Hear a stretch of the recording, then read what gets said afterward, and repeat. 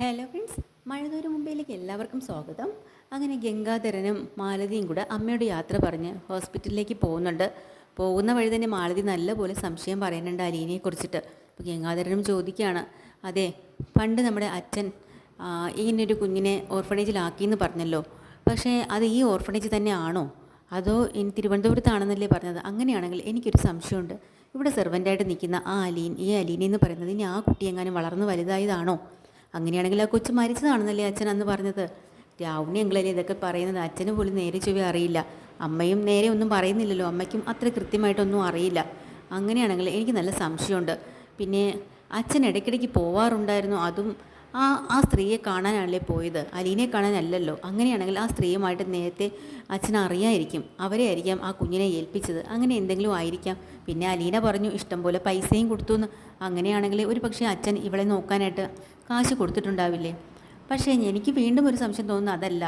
അങ്ങനെയാണെങ്കിൽ സ്വന്തം മകളുടെ കുട്ടിയല്ലേ, അവളെ ഈ വീട്ടിൽ തന്നെ കൊണ്ടുവന്ന് ജോലിക്കാരിയിട്ട് നിർത്തുമോ എന്നൊക്കെ ഇങ്ങനെ പറയാട്ടോ. അപ്പോൾ ഗംഗാധരൻ പറയുന്നുണ്ട്, ആ ഒരു കാര്യത്തിൽ എനിക്കും ചെറിയ സംശയമുണ്ട്. എന്നാലും ഇതൊക്കെ ആകുന്ന സമയമായപ്പോൾ അച്ഛൻ വയസ്സായില്ലേ, അച്ഛൻ്റെ കയ്യിൽ നിന്ന് അധികാരമൊക്കെ നഷ്ടപ്പെട്ടില്ലേ, മക്കളല്ലേ എല്ലാം നോക്കുന്നത്.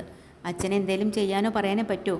അതുകൊണ്ട് മാത്രമല്ല, ആ കുട്ടി സുരക്ഷിതമായിരിക്കണം എന്നുള്ളത് കൊണ്ടും ഇപ്പോൾ തൽക്കാലം അമ്മ വീണ് കാലൊടിഞ്ഞ് കിടക്കുമല്ലേ, അമ്മയെ നോക്കാൻ ഒരു ഹോം നേഴ്സ്, ആ ഒരു രീതിയിലെങ്കിലും അവളെ ഇവിടെ കൊണ്ട് എത്തിക്കണമെന്ന് അച്ഛന് തോന്നിയിട്ടുണ്ടാവും.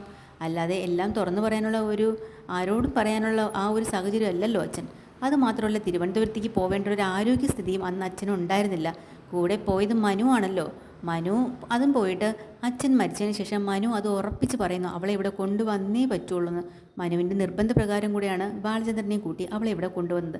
അങ്ങനെയാണ് അച്ഛൻ എന്തെങ്കിലും കാര്യം മനുവിനോട് പറഞ്ഞിട്ടുണ്ടാവും, മനുവിനും ചില കാര്യങ്ങളൊക്കെ അറിയായിരിക്കും എന്നവർ സംശയിക്കാൻ കേട്ടോ. എന്തായാലും വൈജയ് ചില കാര്യങ്ങൾ പറഞ്ഞ് മനസ്സിലാക്കണം. വൈജയ് ഇനി ഇതുപോലെ അഹങ്കാരം കാണിച്ചാൽ ബാലചന്ദ്രൻ കേട്ടുകൊണ്ടും കണ്ടുകൊണ്ടും നിൽക്കത്തില്ല. അതുകൊണ്ട് കുറച്ച് അടങ്ങി നിൽക്കാനൊന്ന് പറയണം ഗംഗേട്ടാന്ന് പറയാം. ശരി, അവരങ്ങ് നേരെ ആശുപത്രിയിൽ പോവാം. ഈ സംസാരമെല്ലാം കഴിഞ്ഞിട്ട് അവിടെ ചെല്ലുമ്പോൾ ഡോക്ടറെ കാണാനാണ് ആദ്യം ചെല്ലുന്നത് കേട്ടോ. പക്ഷേ ഡോക്ടർ ഇച്ചിരി തിരക്കായിരുന്നു. ആ സമയം കൊണ്ട് വൈജയ് കാണുന്നുണ്ട്. വൈജയോട് പറയാനുണ്ട്, നീ വിഷമിക്കേണ്ട കാര്യമൊന്നുമില്ല, ഇപ്പോൾ ബാലചന്ദ്രൻ്റെ അസുഖമൊക്കെ മാറിയില്ലേ, പിന്നെ എന്തിനാ നീ ടെൻഷൻ അടിക്കണേ? അതല്ല, ശരിക്കും പറഞ്ഞാൽ എല്ലാവരെയും കാണാൻ ബാലചന്ദ്രന് താല്പര്യമുണ്ട്, സംസാരിക്കുന്നുണ്ട്. എന്നെ മാത്രം കാണുന്നില്ല, സംസാരിക്കുകയും വേണ്ട. ഞാനെന്താ ഭ്രഷ്ട് കൽപ്പിച്ചിരിക്കുകയാണോ എന്നുള്ള സങ്കടം കേട്ടോ. എടി വൈജയെ, നീ സമാധാനപ്പെടുക. നീ ബാലചന്ദ്രനോട് ഇടപെടുന്നതും പെരുമാറുന്നതും ഒക്കെ നല്ല രീതിയിലാണോ? അവനോട് എപ്പോഴും ദേഷ്യം പിടിച്ചും കടുംപിടുത്തം കാണിച്ച് നിൽക്കുന്നത് കൊണ്ടല്ലേ അവനിപ്പോൾ മനസ്സമാധാനമല്ലേ വേണ്ടത്? ഓ, അപ്പം ഞാനാണോ മനസ്സമാധാനക്കേട്? ഞാൻ എന്ത് ചെയ്തു എന്നാ? ഒരു വഴക്കോ പിണക്കമോ ഒന്നും വീട്ടിലില്ലായിരുന്നു, പിന്നെ എന്തിനാണ് എന്നോട് ഇങ്ങനെ ദേഷ്യവും വാശിയും കാണിക്കുന്നത്?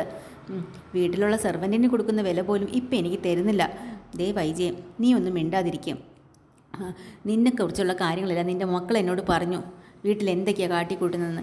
എന്ത് പറഞ്ഞു എന്ന്? ഞാൻ എന്ത് തെറ്റാ ചെയ്തത്? ആര് പറയാൻ? എന്നെക്കുറിച്ച് നല്ലത് തന്നെ ബബിത പറയത്തുള്ളൂ, രോഹിത് ഒട്ടും പറയില്ല, മോശം നല്ലതേ പറയുള്ളൂ.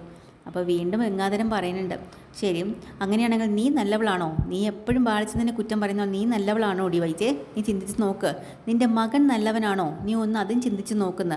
പെട്ടെന്ന് തന്നെ വൈജയുടെ മുഖം അങ്ങ് താഴ്ന്നു പോവുക. കാരണം രോഹിത്തിൻ്റെ കാര്യങ്ങളൊക്കെ എന്തായാലും കൃഷ്ണയോ അല്ലെങ്കിൽ അലീനയോ പറഞ്ഞ് അറിഞ്ഞിട്ടുണ്ടാവുമെന്ന് മനസ്സിലായി. എന്തായാലും ഞാനൊരു കാര്യം നിന്നോട് പറയാം. നീ വെറുതെ ബാലചന്ദ്രനെ ഇങ്ങനെ ഇട്ട് ക്രൂശിക്കരുത്. അയാളുടെ വഴിക്ക് വിട്ടേക്ക്. അയാൾ എങ്ങനെയെന്ന് വെച്ചാൽ ജീവിച്ചോട്ടെ, ചുമ്മാ ചൊറിയാൻ ചെല്ലരുത് പുറകെ. അതെന്ത് വർത്തമാനമാണ് നിങ്ങളൊക്കെ ഈ പറയുന്നത്? എൻ്റെ ഭർത്താവല്ലേ അയാൾ. അപ്പോൾ എനിക്ക് ആ വീട്ടിലൊരു അധികാരം ഇല്ലെന്നാണോ നിങ്ങൾ പറയുന്നത്? തർക്കിച്ച് അവസാനം വൈജിക്ക് ദേഷ്യം വന്ന് ഏട്ടനോട് തർക്കിക്കുമ്പോൾ ഗംഗാധരന് ദേഷ്യം വരുന്നത്. നിർത്തുന്നുണ്ടോ വൈജിയെ? നിൻ്റെ നോൺസെൻസ് ആയിട്ടുള്ള സംസാരം ഇത് തന്നെയാണ് നിൻ്റെ സ്വഭാവം. ഇപ്പം നീ എന്നോട് എങ്ങനെയാണ് പെരുമാറിയേ? ഇതിൻ്റെ അപ്പുറം എനിക്ക് ബാലചന്ദ്രനോട് പെരുമാറുന്നത് എനിക്ക് മനസ്സിലാവുന്നുണ്ട്. നീ നിലയ്ക്ക് നിന്നാൽ നിനക്ക് കൊള്ളാം, നിൻ്റെ കുടുംബമാണ്, നീ ചിന്തിച്ചോളണം, എനിക്ക് ഇത്രേ പറയാനുള്ളൂ എന്നും പറഞ്ഞ് വഴക്ക് പറയുമ്പം വൈജ അവിടുന്ന് കരഞ്ഞിട്ട് പോവുക. ആ സമയത്തിന് ഡോക്ടർ വരിക കേട്ടോ. അങ്ങനെ ഡോക്ടർ വന്ന് കാര്യങ്ങളൊക്കെ അന്വേഷിക്കുന്ന സമയത്ത് പറയുക, അയാൾ ഭയങ്കരമായിട്ട് മെൻ്റൽ പ്രഷറിലാണ്. 2-3 ദിവസം കടുത്ത ടെൻഷൻ അടിച്ചതുകൊണ്ടാണ് ഇങ്ങനെയൊക്കെ സംഭവിച്ചത്. സ്ട്രോക്കായിരുന്നു പുള്ളിക്കാരൻ ആദ്യം വന്നത്, അതിനുശേഷമാണ് ഹാർട്ട് അറ്റാക്കിലേക്ക് പോയത്. എന്തോ ഭാഗ്യം കൊണ്ട് അവിടെ നിന്ന് ഒരു സെർവൻറ്റ് CPR കൊടുത്തു എന്ന് പറഞ്ഞില്ലേ, അതുകൊണ്ട് മാത്രമാണ് പുള്ളിക്കാരൻ രക്ഷപ്പെട്ടത്. ഇല്ലെങ്കിൽ ഒരു സൈഡ് തളർന്നു പോവുകയും ചെയ്തേനെ, ആൾ പോവുകയും ചെയ്തേനെ. എന്തായാലും ഭാഗ്യം എന്ന് പറഞ്ഞാൽ മതി. പിന്നെ വൈഫായിട്ട് എന്തെങ്കിലും പ്രശ്നമുണ്ടോ എന്ന് ചോദിക്കുന്നുണ്ട് ഗംഗാധരനോട്. ഇല്ല സർ, ചെറിയ പ്രശ്നങ്ങൾ ഉണ്ടാവാം, പക്ഷേ പുള്ളിക്കാരി അത് പറയുന്നില്ല. പുള്ളിക്കാരി പറഞ്ഞു വീട്ടിലൊരു പ്രശ്നം ഇല്ലയെന്ന്. പക്ഷേ ബാലചന്ദ്രനാണെങ്കിൽ അദ്ദേഹത്തിൻ്റെ വൈഫിനെ കാണണ്ട, വേറെ എല്ലാവരെയും കാണണം. എന്തായാലും കുഴപ്പമില്ല, അധികം പ്രഷർ കൊടുക്കാതെ നിങ്ങൾ നോക്കണം. ഇനിയെങ്കിലും മാനസിക സമ്മർദ്ദം അയാൾക്കധികം താങ്ങാനുള്ളൊരിതില്ല. അത്രമാത്രം വിഷമത്തിലാണ് മനസ്സിരിക്കുന്നത് എന്നൊക്കെ ഇങ്ങനെ പറയട്ടാ. അപ്പോൾ വൈദ്യയോട് കാര്യങ്ങൾ പറഞ്ഞ് മനസ്സിലാക്കാൻ ഡോക്ടറിനോടും പറയാം. അത് ബന്ധുക്കളോട് പ്രത്യേകം പറയണം. അയാൾക്കിങ്ങനെ പ്രഷറൊന്നും കൊടുക്കരുത്, അധികം സംസാരിക്കാനൊന്നും പോകണ്ട, അയാൾക്ക് ഇഷ്ടമില്ലാത്ത കാര്യങ്ങൾ പറയുകയും ചെയ്യരുത്, പ്രവർത്തിക്കുകയും ചെയ്യരുത് എന്ന് പ്രത്യേകം ഭാര്യയോടൊക്കെ ഒന്ന് ഡോക്ടർ തന്നെ പറയണേന്ന് ഗംഗാധരൻ പറയാം. അതൊക്കെ ഞാൻ പറഞ്ഞോളാം എന്ന് പറയാം കേട്ടോ. അങ്ങനെ അത് കഴിഞ്ഞ് ഗംഗാധരൻ തിരിച്ച് വെളിയിലേക്ക് ഇറങ്ങി വരികയാണ്. അപ്പോൾ ചോദിക്കുന്നുണ്ട് വൈദ്യ എന്ത് ചെയ്യുന്നു. വൈദ്യ സങ്കടം കൊണ്ട് അങ്ങോട്ട് മാറി നിൽക്കുക അവൾ. എന്തായാലും അവളോട് ഞാൻ തന്നെ ഇടപെട്ട് കാര്യങ്ങൾ പറഞ്ഞോളാം. മാലതി ചോദിക്കുന്നുണ്ട് ഞാൻ പറയണോ? നീ പറയണ്ട, നീ ഇനി പറയാൻ പോയി നിന്നോട് അവൾക്ക് ദേഷ്യമാവും. അത് വേണ്ട, നീ അവൾക്കൊരു സപ്പോർട്ടായിട്ട് കൂടെ നിന്നാൽ മതി. കാര്യങ്ങളൊക്കെ ഞാൻ തന്നെ സംസാരിച്ചോളാം. അവൾ അങ്ങനെ അങ്ങ് വിട്ടാൽ പറ്റത്തില്ലല്ലോ. ഇനി അവൾ എന്ത് പറഞ്ഞാലും ബാലചന്ദ്രനെ വകവയ്ക്കില്ല. ആ കുടുംബത്തിലെ എല്ലാം ഇനി ബാലചന്ദ്രൻ്റെ കയ്യിൽ തന്നെ ആയിരിക്കണം, എന്നാലേ പറ്റുള്ളൂ. വൈദ്യ കുറച്ച് അടങ്ങട്ടെ, അല്ലാതെ ഇത്രയും കാലം ഇങ്ങനെയൊക്കെ നടന്നില്ലേ, ഈ സ്വഭാവം ശരിയല്ല. അങ്ങനെ വൈദ്യയ്ക്ക് നല്ലൊരു താക്കീത് കൊടുക്കാൻ വേണ്ടിയിട്ട് ഏട്ടൻ അങ്ങോട്ട് പോവാട്ടോ. ഇതിനിടയ്ക്ക് ഡോക്ടർ ഡിസ്ചാർജ് ആവുന്ന ദിവസം ബാലചന്ദ്രൻ്റെ അടുത്തേക്ക് വരുന്നുണ്ട്. ബാലചന്ദ്രനോട് കാര്യങ്ങളെല്ലാം പറയാം, ഇനി കുഴപ്പമൊന്നുമില്ല, വീട്ടിൽ പോയി നല്ല റെസ്റ്റ് എടുക്കണം. പക്ഷേ മനസ്സിന് ഇഷ്ടപ്പെടാത്തതോ വിഷമം ഉണ്ടാക്കുന്നതോ കാര്യങ്ങൾ ആരോട് സംസാരിക്കരുത്, ആരെങ്കിലും സംസാരിച്ചാൽ ചെവി കൊടുക്കുകയും ചെയ്യരുതെന്ന് ഇങ്ങനെ പറയാം കേട്ടോ. അങ്ങനെയുള്ളവരോട് അടുപ്പിക്കുകയും ചെയ്യരുത്. ഇതൊക്കെ വൈജയും കേട്ടുകൊണ്ട് തന്നെയാണ് ഇരിക്കുന്നത്. അങ്ങനെ ആകെ സങ്കടത്തിലാണ് കേട്ടോ വൈജ.